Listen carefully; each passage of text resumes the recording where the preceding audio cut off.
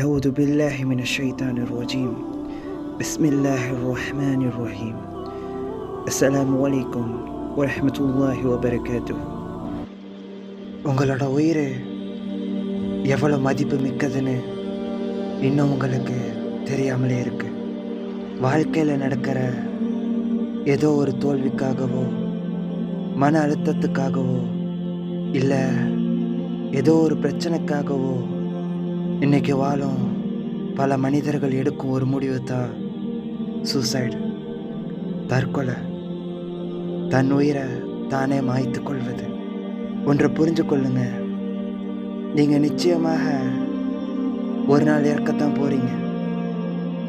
உங்களுக்கான தவணை இந்த உலகத்தில் முடியும் போது அன்னைக்கு வாழும் மனிதர்கள் உங்களை பார்த்து சொல்லுவாங்க, இன்னா லில்லாஹி வ இன்னா இலைஹி ராஜிஊன்.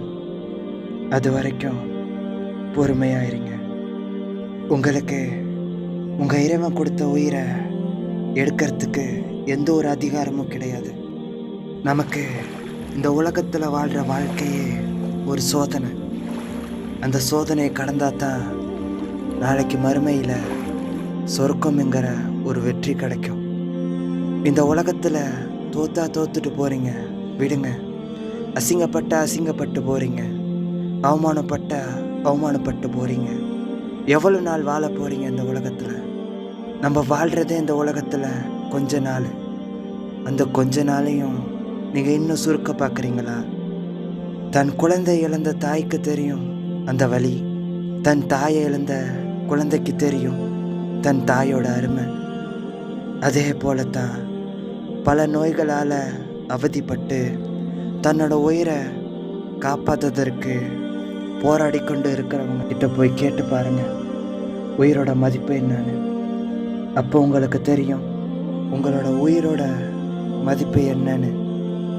உங்கள் தாயோ தந்தையோ இல்லைனா உங்கள் மனைவியோ குழந்தையோ அல்லது சகோதரனோ சகோதரியோ இல்லாட்டி இந்த உலகத்தில் உங்களுக்கு பிடிச்ச நபர் சீக்கிரம் இறந்து போகணும்னு ஆசைப்படுவீங்களா?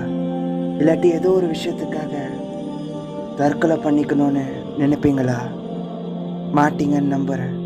அதே போல தானே உங்களை பிடிச்சவங்களும் யாரோ ஒருத்தவங்க நினைப்பாங்க, நீங்கள் வாழணும், இந்த உலகத்துலேயும் மறுமையிலையும் வெற்றி பெறணுன்ட்டு.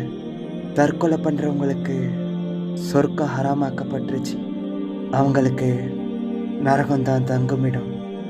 ஒன்றை நினைவில் வச்சுக்கோங்க, இந்த உலகத்தில் தோத்துட்டு போகிறீங்க, ஆனால் மறுமையில் ஜெயிச்சிருங்க.